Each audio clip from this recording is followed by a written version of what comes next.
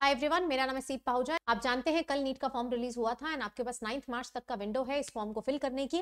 अभी अभी आपको थोड़ी देर पहले इसी चैनल के लाइव वीडियोस में जाकर देखोगे, आपको फॉर्म फिल करना प्रॉपर सिखाया है, स्टेप वाइज लाइव आपके सामने फिल किया है। तो आप उस वीडियो को बुकमार्क करके रख लीजिए, जरूर देखिए एंड जब आप फॉर्म फिल करेंगे उससे पहले एक बारी उस वीडियो को जरूर ब्यौरा दीजिएगा उसका, ताकि आप कहीं मिस्टेक ना कर रहे हो। अब जब आप उसमें एजुकेशन क्वालिफिकेशन भरते हैं तो वहां पर एक ऑप्शन आता है कोड भरने का। टोटल 7 कोड्स हैं। अगर तुम जाकर देखोगे अपने बुलेटिन में, तो बुलेटिन में जो इसकी लैंग्वेज है वो थोड़ी सी टेक्निकल दी होती है, बच्चे जनरली समझ नहीं पाते हैं। That I am confuse which code should I fill, so I am making it easy for you कि आपको कौन सा कोड लगाना है। तो टोटल मेरे पास कितने कोड्स हैं? 7 कोड्स हैं। इन 7 कोड्स में से आपको एक कोड वहां पर मैंडेटरी फिल करना पड़ेगा। कोड 1 वो बच्चे भरेंगे जो कि अभी 12th क्लास में अपीयर हो रहे हैं, यानी कि उनके इस साल बोर्ड्स हैं। 2024 में उनको बोर्ड का पेपर देना है और जिनका रिजल्ट अवेटेड है। The major thing is that their result has not come, result is awaited. ठीक है, रिजल्ट अवेटेड है, अभी आपका रिजल्ट नहीं आया है, तो आप बेटा जी इस कोड को 1 को भर सकते हैं। अब आप चाहे 12th सीबीएसई से कर रहे हैं, आईएससी से करते हैं, स्टेट बोर्ड से कर रहे हैं, एनआईओएस से कर रहे हैं, सब कुछ चलेगा। अगर आपका रिजल्ट नहीं आया है 12th क्लास का तो आप कोड 1 भरेंगे, लेकिन ये आपका प्रोविजनल रिजल्ट होगा। यानी कि वो बोल रहे हैं हम आपको नीट में अभी बैठने की तो अनुमति दे रहे हैं, लेकिन मान लो तुम बोर्ड में फेल हो गए क्योंकि अभी तो तुम्हारा रिजल्ट नहीं आया, तो मैं तुम्हें मेडिकल कॉलेज में एडमिशन नहीं दूंगा। मेडिकल कॉलेज में एडमिशन तभी मिलेगा जब आप बोर्ड्स में भी प्रॉपर एलिजिबिलिटी क्राइटेरिया से फ्यूचर में पास हो जाएंगे। ठीक है जी। अब आते हैं कोड 2 पे। कोड 2 बेटा जी उनको भरना है जो बच्चे ड्रॉपर्स हैं या फिर पार्शियल ड्रॉपर्स हैं, जिनका रिजल्ट आ चुका है। बेसिकली ऐसे बच्चे जिनका रिजल्ट आ चुका है क्लास 12th का, वो बच्चे कोड 2 भरेंगे। अब चाहे आपने 12th करी थी एनआईओएस से, चाहे सीबीएसई से, चाहे स्टेट बोर्ड से, चाहे आईएससी से, कहीं से भी करी हो, कोई फर्क नहीं पड़ता। आप आसानी से बीइंग अ ड्रॉपर आप ये कोड भर सकते हैं। इनफैक्ट अगर आप कोई नॉन साइंस डिग्री भी कर रहे हैं, कुछ बच्चे होते हैं जो मेडिकल 12th में करने के बाद बीटेक करने लग जाते हैं या बीबीए करने लग गए, बीकॉम करने लग गए, वो बच्चे भी जो नॉन साइंस बैकग्राउंड से हैं, they will also fill code 2। ठीक है जी। अब ये जो बच्चे जितने कोड 2 फिल करेंगे इनको गैप सर्टिफिकेट चाहिए होगा। ये गैप सर्टिफिकेट अभी नहीं चाहिए, काउंसलिंग के टाइम पे चाहिए। एप्लीकेशन फॉर्म फिल करते वक्त तो गैप सर्टिफिकेट नहीं मांगता है। तो all the droppers they have to fill code 2। ठीक है जी। कोड 3 बेटा जी उनके पास आता है जो कि प्री यूनिवर्सिटी या प्री डिग्री कोर्स। ये बेटा जी एक तरीके का जो कर्नाटका बोर्ड से 11th 12th करते हैं उनको भरना होता है। तो कर्नाटका बोर्ड वाले बच्चे किसको भरेंगे? कोड 3 भरेंगे।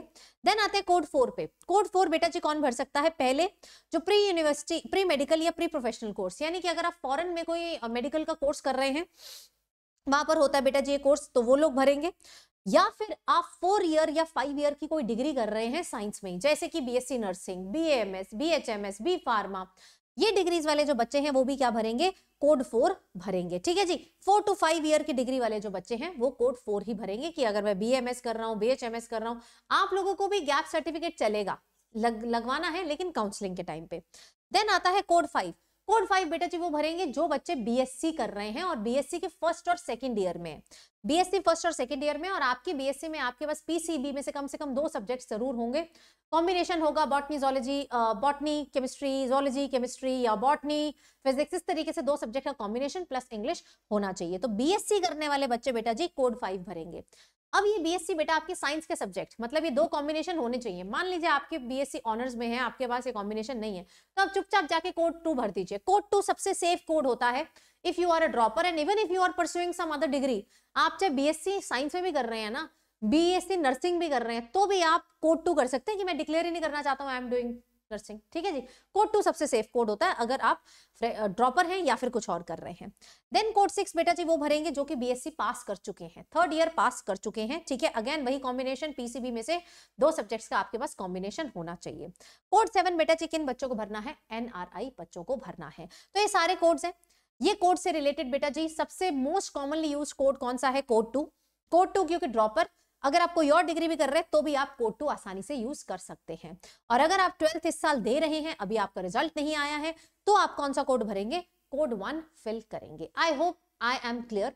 कुछ ना समझ आए कि मैं ये डिग्री कर रहा हूं, क्या कर रहा हूं, तो आप कौन सा कोड भरेंगे? कोड 2 भरेंगे if your result of 12th class has already been declared. अब बच्चों को 2 डाउट्स बहुत ज्यादा आते हैं। पहला डाउट कि मैम मैं प्राइवेट कैंडिडेट हूं, क्या मैं नीट दे सकता हूं? दूसरा, मेरे पास bio as an additional subject है, एडिशनल बायो या biotech as an additional subject है, क्या मैं नीट दे सकता हूं? देखिए बेटा, आपके बुलेटिन में क्लियरली लिखा है अगर आप प्राइवेट कैंडिडेट हैं तो आप नीट नहीं दे सकते, बायो एडिशनल है नीट नहीं दे सकते। लेकिन उन्होंने साथ में एक और लाइन बहुत क्लियरली यहां पर मेंशन कर दी है, अगर तुम प्राइवेट या बायो एडिशनल हो तो अभी के लिए तुम दे सकते हो, क्योंकि इसका मामला अभी हाई कोर्ट में चल रहा है। अगर आप बुलेटिन को यहां पर ध्यान से देखेंगे तो जो इटैलिक्स में चीजें दी हुई हैं, पहले इन्होंने यहां क्लियरली मेंशन किया they will not be eligible for ये देखिए, they will not be eligible to for NEET examination. लेकिन उन्होंने बाद में यहां पर लिख दिया है कि इसकी पिटिशन बेटा जी ऑलरेडी कोर्ट में डली हुई है, तो जब तक कोर्ट का निर्णय नहीं आता तब तक आप ये एग्जाम भर सकते हैं। They shall be allowed but subject to the outcome of the special leave petition और appeals filed by MCI. Outcome मुझे नहीं पता क्या होगा अभी, क्योंकि आया नहीं है, तो जब तक आउटकम नहीं आता है तब तक आप लोग एलिजिबल हैं। याद रखिए, तब तक बेटा जी आप दोनों लोग एलिजिबल हैं। तो अपने सारे प्राइवेट कैंडिडेट्स और बायो एडिशनल वालों को भी ये चीज बता दीजिएगा कि आप लोग एलिजिबल हैं, ठीक है जी, जब तक कोर्ट का निर्णय इस पर नहीं आता है।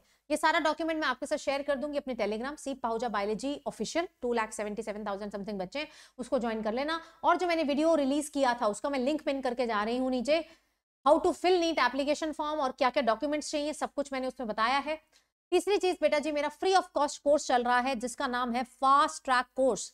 बायो में बेटा जी हम लोग क्रैश कोर्स कर रहे हैं, यूट्यूब पर ही फ्री चलता है रेगुलरली बेटा जी, 5 बजे शाम को क्लास होती है।